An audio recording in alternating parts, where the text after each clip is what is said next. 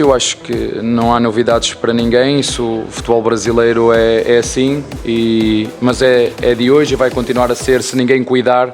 A minha sensação e a minha opinião neste momento é que acho que fizemos um bom jogo e um resultado que não era o que nós queríamos, mas... O Palmeiras está em crise silenciosa e o Flamengo tá chegando. 13 empates seguidos no Brasileirão. Esse é o maior jejum de vitórias do Verdão na competição esse ano. No sábado, mais um 1-1, dessa vez contra o Cruzeiro. O time de Abel segura a liderança, mas a vantagem tá derretendo. E o Flamengo joga neste domingo contra o Atlético PR. Se vencer, a distância cai para apenas 2 pontos, com um jogo a mais para disputar. O confronto direto entre os dois está marcado para o próximo sábado no Maracanã. Mas Abel Ferreira não quer nem ouvir falar nisso. Quando perguntado sobre o clássico, foi direto. Esse jogo não vai decidir nada. Disse que não é justo falar de uma partida que ainda está longe, quando tem a Libertadores pela frente na quarta-feira contra o Cerro Porteño. Provocação ou foco? O capitão Gustavo Gomes foi mais honesto. Admitiu que o time precisa melhorar os detalhes, entrar mais ligado e ser mais eficaz na finalização. O Palmeiras tem 17 jogos de invencibilidade, somando todas as competições. Mas no Brasileirão, a conta não tá fechando. E o Flamengo tá farejando sangue. Palmeiras vai segurar a liderança ou o Flamengo vira o jogo? Comenta aqui. Se inscreve no canal. Todo dia tem vídeo novo com as melhores notícias do mundo da bola. Ativa o sininho e não perde nada. Infelizmente eu também me lesionei há 3 dias a jogar pádel, senão podia ser mais uma opção também para a frente, mas... não vai dar porque também me lesionei na panturrilha, portanto... Olha, o que é que eu te posso dizer? Em relação a isso, eu acho que não há novidades para ninguém, isso, o futebol brasileiro é assim, mas é de hoje e vai continuar a ser se ninguém cuidar. Não sei qual foi a gravidade do Sousa, mas sei que é um jogador que pode estar presente na seleção. E portanto eu tanto olho para a seleção de outros países como olho para a seleção brasileira, portanto eu acho que temos que perceber que nestes dois meses são muitos jogos seguidos, pouco tempo de recuperação, às vezes campos extremamente pesados. Felizmente o gramado sintético dá-nos esta vantagem, ao contrário do que foi por exemplo no jogo do Remo, porque tu estás a jogar e estás... É diferente correr na areia ou correr na madeira ou correr na grama natural ou correr... É completamente diferente e, portanto, esse tipo de desgastes com as viagens não há hipótese. Nós, por muito bom que seja o nosso núcleo de saúde, que o é, que temos processos, mas não há como evitar e por isso é que eu já falei, há 5 anos falo muito da sorte que é preciso ter. Felizmente ou infelizmente o nosso adversário...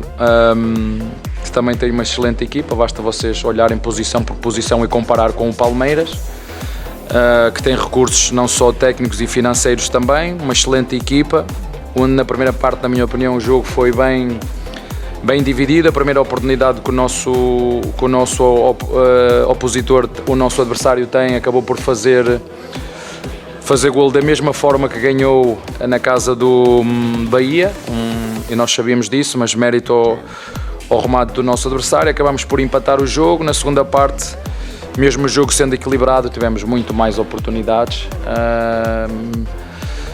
Tivemos o Arthur numa combinação muito boa em que ele recebe na frente e podia meter em todo lado menos fora. A seguir tens uma do Gomes, que é uma meia bicicleta onde o goleiro adversário tira a bola. Tens outro remate dentro da área do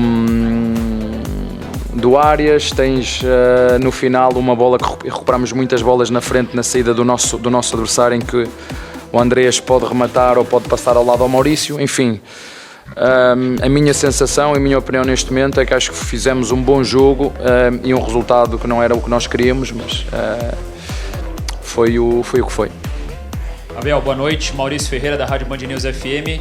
Quando você pede hoje o Sousa e o Felipe Anderson, na vaga do Sousa entra o Maurício, que são características mais parecidas, e depois quando sai o Felipe, entra o Evangelista para o Andreas Pereira pisar um pouco mais à frente, né? Eu queria entender essa substituição, a ideia de avançar um pouco mais o Andreas Pereira, e se foi uma leitura daquele momento do jogo ou se também, até dentro dessa pergunta anterior, era uma questão da escassez de atacantes. E aí eu já aproveito para emendar sobre a questão física do Paulinho também, que entra depois na vaga do Andreas Pereira.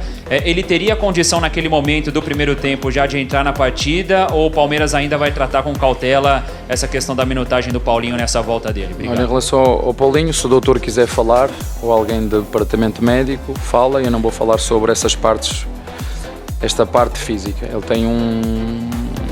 tem uma condição de utilização. Eu estou a fazer aquilo que temos que fazer em função daquilo que é o contexto, em função daquilo que é os 2 anos que ele teve, quase 2 anos que teve sem fazer jogos consecutivos. Ele próprio, há sempre aqui uma conversa entre 3, treinador, departamento médico e o jogador, e perceber como é que ele vai estar amanhã. Mais do que se passou hoje é qual é o feedback do jogador amanhã, e depois da manhã pensamos no próximo. Portanto, a cada jogo que ele faz, vocês viram, e tu és inteligente, penso eu, ele não foi escalado para o jogo da Copa. Se não foi escalado é porque não podia jogar, certo? Então, infelizmente, e para azar do treinador do Palmeiras, um dos melhores jogadores do Campeonato Brasileiro eu não posso utilizar quase há 2 anos. Quando falavam Palmeiras gastou, mas nós depois precisamos de usá-los. Infelizmente, neste momento, como tu sabes, em função daquilo que têm sido as lesões, temos vários lesionados. O Andreas felizmente conseguiu recuperar para este jogo depois daquela pancada fortíssima que ele levou nas costas no jogo do Remo, mas enfim, nós sabemos que ali o Paulinho não está a 100%. Logicamente que quando tu vês ele entra, ficamos todos com água na boca, porque é verdade que quando a bola cai, eu não o treino diferente dos outros, é a qualidade dos jogadores. E ele tem uma qualidade diferente dos outros, mas nós não podemos utilizar mais, e vamos ver amanhã como é que ele vai estar. E a outra era sobre ter colocado o Andreas. Boa pergunta. É como tu dizes, há lá fora, Filipe fora, começas a ver a média de idades do nosso adversário, o peso, a experiência que eles têm. Podia ter metido o Riquelme, podia ter metido o Belé, podia ter metido esses jogadores, mas entendi que, na minha opinião, em função daquilo que também é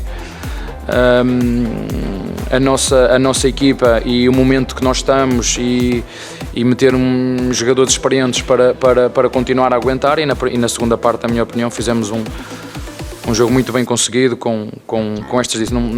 Infelizmente, não podemos, em 3 ou 4 oportunidades que temos, do Arthur, do Ares, do Gomes e do Andrés, numa destas não fazer, porque se não fazemos quando criamos, a probabilidade de nós ganharmos o jogo é diminuta. Portanto, acho que só nos podemos queixar de nós. Para resumir, acho que fizemos um bom jogo e um mau resultado em função das oportunidades criadas, sobretudo na segunda parte, onde jogamos com um adversário, na minha opinião, com um treinador do mesmo nível do Palmeiras e com uma equipa do mesmo nível do Palmeiras.